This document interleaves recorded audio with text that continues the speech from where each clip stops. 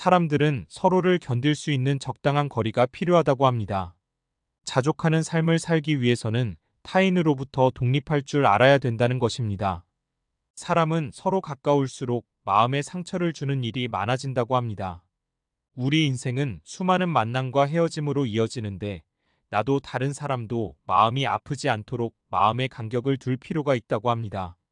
마음을 터놓는 사이가 되면 자신의 본성을 드러내기 마련이고 인간의 본성인 이기심, 시기심, 자존심 등 때문에 서로의 마음에 아픔을 주는 일이 많아진다. 서로를 따뜻하게 하고 싶어 하지만 서로의 바늘 때문에 접근할 수 없었고 서로 일정한 거리를 두고 체온을 나눴다는 고슴도치의 이야기가 있습니다. 서로를 존중하고 배려하는 것을 배워야 하는 시간입니다. 세상의 모든 책을 다 읽어주는 책 속의 달봉이입니다. 첫 번째 주제. 사람들 사이에 필요한 것은 일정한 거리를 유지하는 것이다. 서로 견딜 수 있는 적당한 간격을 발견했습니다. 그것은 바로 정중함과 예의라고 합니다. 인간은 혼자 있기를 좋아하면서도 타인과 어울리는 것도 즐긴다고 합니다. 고독과 사교성은 동전의 양면이다. 이것은 스스로 홀로 설 수 있는 힘을 강조한 것이다. 자족하는 삶을 살기 위해서는 타인으로부터 독립할 줄 알아야 된다는 것이다. 하지만 인간은 여러 가지 이유로 타인에 의존하며 인정받고 사랑받고 싶어하는 나약한 존재이다. 그러면서도 인간은 고독의 끝에서 다른 사람과 함께하려는 욕망이 있다. 홀로 서기와 함께하는 살 사이의 갈등을 고슴도치의 우화를 통해서 풀어낼 수 있다. 추운 날씨에 고슴도치들은 얼어 죽지 않으려고 달라붙어 하나가 되지만 그들의 가시가 서로를 찌르는 것을 느껴 떨어진다. 그러나 추위를 견디지 못해 한 덩어리가 됐다가 떨어지기를 반복하다 결국 상대방의 가시를 견딜 수 있는 적당한 거리를 찾는다. 서로를 따뜻하게 하고 싶어 하지만 서로의 바늘 때문에 접근할 수 없었고 서로 일정한 거리를 두고 체온을 나눴다는 지혜이다. 사람은 서로 가까울수록 마음에 상처를 주는 일이 많아진다. 그래서 우리 인생은 수많은 만남과 헤어짐으로 이어지는데 나도 다른 사람도 마음이 아프지 않도록 마음의 간격을 둘 필요가 있다. 사회를 이루어 인간은 어떤 이유에서든 다른 사람들을 만나게 되면서 가시를 세운다. 마음을 터놓는 사이가 되면 자신의 본성을 드러내기 마련이다. 즉 인간의 본성인 이기심, 시기심, 자존심 등 때문에 서로의 마음에 아픔을 주는 일이 많아진다.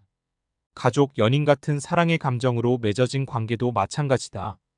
다른 사람과 친밀한 관계를 맺는다는 것은 결국 타인을 자신의 욕망과 동일시한다는 것이다.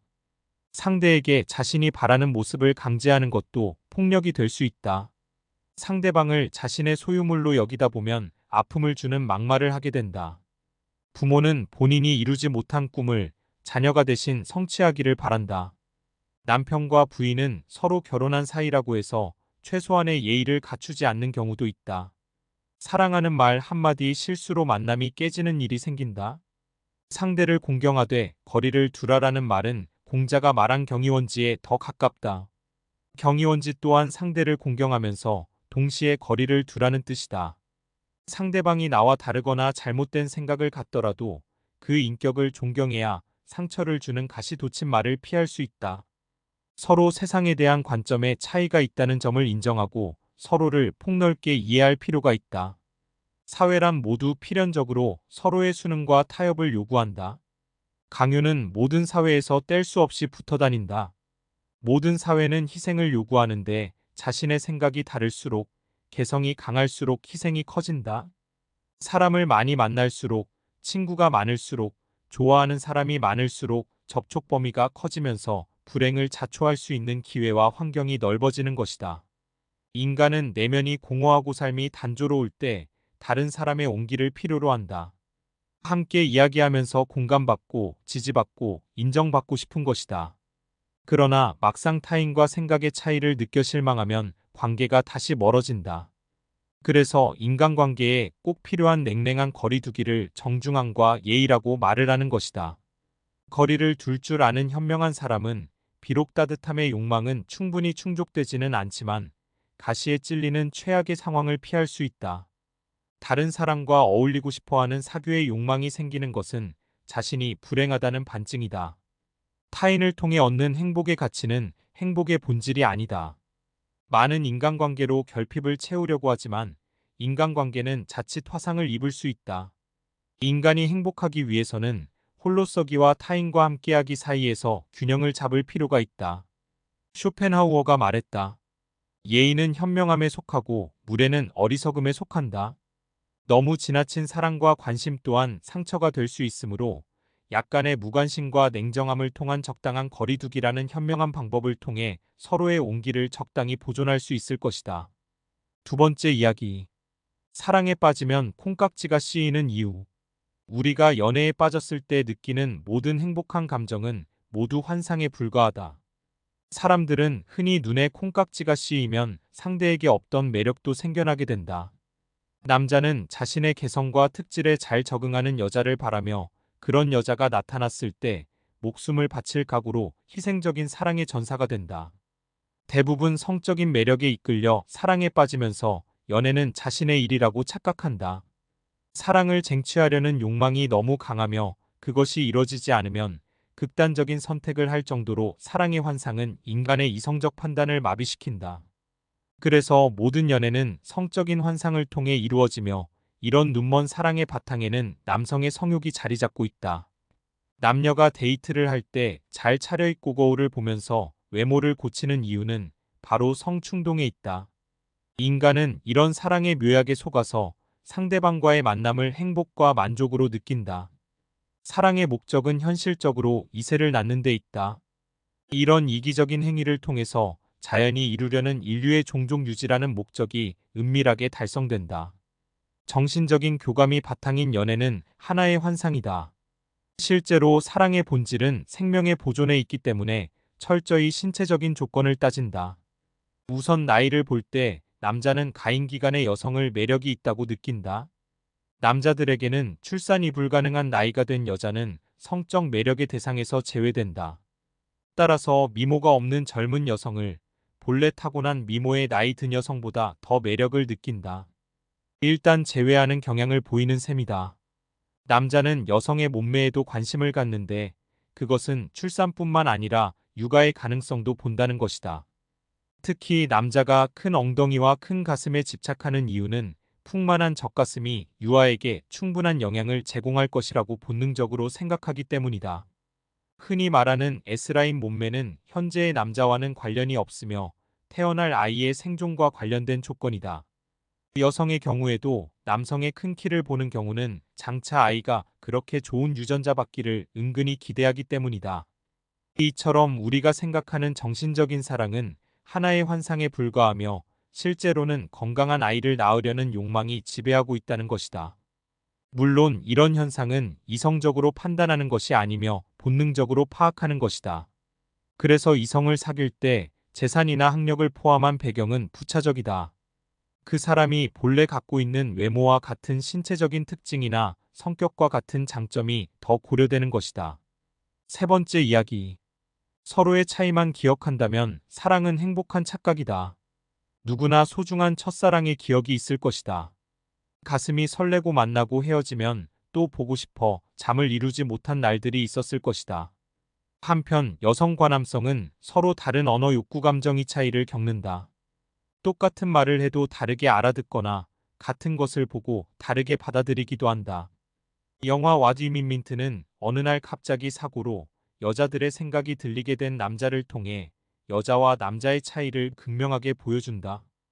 광고회사의 중역 닉 마샬은 새로 취임한 여성 광고 기획자로부터 여성 소비자의 취향을 파악하라는 지시를 받는다. 그는 여성의 심리를 알기 위해 매니큐어를 칠하고 팬티 스타킹을 신고 헤어드라이를 하다가 욕조에서 감전되는데 그 후에 여자들의 생각이 들리는 신비한 경험을 한다. 그는 여성들의 생각을 알고 훌륭한 광고 기획을 하게 된다. 화성에서 온 남자, 금성에서 온 여자라는 책에서는 남녀의 차이를 이해하고 사랑을 유지하는 방법을 소개한다.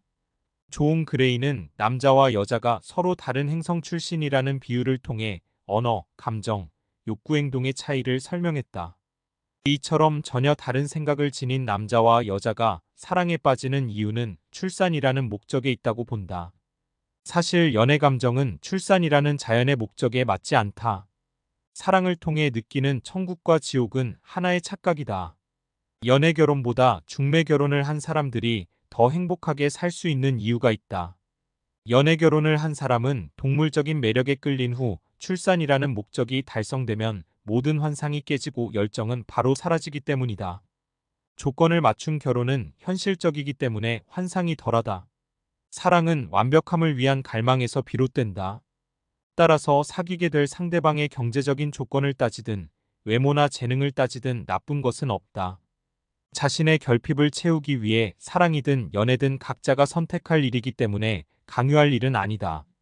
가끔 조건이 완벽한 사람이 결혼하지 않는 경우도 있지만 인간은 언젠가 혼자 죽을 수밖에 없는 운명이다. 자신밖에 모르는 이기적인 인간도 사랑의 마력에 이끌려 타인의 관심을 갖고 서로 공감하며 함께 인생을 만들어가고 싶어진다. 사랑에 빠지면 모든 유행가가 자신의 마음을 나타내는 것 같이 느껴지기도 한다. 그러나 인간의 마음이 늘 변하고 인생은 짧기 때문에 영원한 사랑은 없다. 다만 영원할 것 같은 착각 덕분에 덧없는 인생에 우리는 잠시 웃고 우는 추억의 시간을 함께한다. 네 번째 이야기. 많은 것을 기대하지 않으면 행복에 가까워진다. 사랑이라는 환상에 속아 결혼한 사람이 불행하다면 그런 환상을 미리 알고 혼자 사는 사람은 행복할까? 어차피 둘 다 불행한 것은 마찬가지다. 차이점이라면 어쨌든 결혼을 한 사람은 가족이라는 든든한 울타리가 있지만 혼자 지내는 사람들은 어쩌면 고독한 죽음이라는 최후를 준비해야 될지 모른다. 아이를 키워본 사람이라면 다 알지만 아기 때 기저귀를 갈면서 부모님의 고충을 간접적으로 깨닫게 되고 아이를 출산해본 여성은 어머니의 상고를 알게 된다. 그리고 직장에서 열심히 일하고 사업하면서 고단한 삶을 통해 가족을 부양해야 하는 남자들은 왜 아버지의 어깨가 그렇게 무겁게 느껴졌는지 뒤늦게 알게 된다. 결혼을 통해 우리가 기억하지 못하는 우리 자신의 어릴 적 성장 과정을 간접적으로 보면서 우리 부모님의 고충도 알게 된다. 불평불만 없이 우리를 키우느라 고생하신 부모님의 결혼 생활에도 그늘이 있었을 것이다. 결혼하면 불행하고 결혼하지 않아도 불행하다면 무엇을 선택할 것인가? 우리가 자연에 속는 일은 반복된다. 이혼을 한 후 혼자 사는 경우도 있지만 다시 다른 이성의 매력에 빠져 사랑을 하는 일이 흔하다. 세상에는 늘 멋지고 잘생긴 이성이 있기 때문에 만나기도 하지만 헤어지기도 한다. 따라서 이혼을 하면 고생이 끝날 것이라는 판단은 잘못된 것이다. 왜냐하면 어디선가 또 다른 사랑이 나를 기다리고 있을지 모르기 때문이다. 사랑과 연애, 결혼에 너무 많은 것을 기대하지 않는 것이 좋다. 잠시라도 행복했다면 충분하다. 다섯 번째 이야기. 사랑은 영원히 살아있음을 상징한다. 남녀의 사랑은 기본적으로 정신적인 사랑이 아니라 육체적인 관계를 염두에 둔다. 실제로 남녀의 사랑은 성적 본능에서 비롯되는 경우가 대부분이라고 합니다. 남녀가 사랑에 빠지는 이유에 얼핏 성격 혹은 경제력, 학벌 등 개인적인 조건이 중요해 보이지만 그것은 착각이다. 인생이라는 무대 위에서 각자는 사랑을 하는 단역 배우고 그 무대의 각본은 종족 보존이라는 목적으로 쓰였다. 개인은 이런 자연의 의도나 계획을 알지 못한 채 자신이 좋아하는 사람을 찾는다고 생각한다. 성욕은 인간의 욕망 중에서 가장 크다. 이는 자기 보존의 욕망으로 우리의 일상에서 가장 강렬하게 작용하는 본능이다. 인간이 지닌 욕망 중에 욕망인 셈이다. 우리가 비록 깨닫지 못하고 있다고 해도 남녀의 사랑에서 최종적인 목적은 후손을 낳는 것이고 그것을 위한 전제는 육체적인 접촉이다. 삶의 의지는 아무런 목표나 한계 없이 계속 노력하며 그 정점은 생식이다. 정점에 도달하면 모든 것은 급속히 식고 쇠퇴한다. 플라톤은 백발의 시기가 되면 그때까지 우리를 끊임없이 괴롭히던 성욕에서 드디어 벗어난다는 점에서 행복하다라고도 했다. 쇼펜하우어는 성욕이 인간을 경미한 망상에 빠뜨리며 성욕이 소멸해야 비로소 완전히 이성을 찾는다고 했다. 인간의 욕망은 신체와 분리될 수 없는데 두 가지 큰 욕구는 개체의 유지와 종족 번식이다. 결국 성적 욕망의 충족은 짧은 시간에 이루어지는 자기 만족이 아니다. 자신의 죽음을 넘어 삶을 긍정할 뿐만 아니라 삶을 연장하려는 행위다. 성적인 만족, 흔히 오르가즘이라고 불리는 쾌감은 개인이 한순간 느끼는 즐거움이 아니라 영원한 미래에 죽어 없어질 자신의 삶을 이어가는 것이다. 생식은 삶을 유지하고 시간의 무한한 삶을 보증하는 원리이고, 성욕은 이 세상에서 내가 영원히 사라져버릴 것이라는 죽음에 대한 불안을 극복하는 방법이다. 죽음이 없다면 남녀 간의 사랑이 없을지도 모른다. 성행위는 개인의 쾌락을 위한 것이라고 생각하지만 우리가 의도하지 않았으나 나의 삶이 자식을 통해 계속 이어지기를 바라는 것이다. 이 세상을 영원히 사는 방법은 자손을 남기는 것이기 때문에 성행위는 죽음을 철저히 부정하면서 더욱더 살려고 하는 간절한 의지의 표현이다. 내가 죽어서 사라져 먼지가 되더라도 나의 생명은 이곳에서 영원히 살아남기를 바라는 것이다.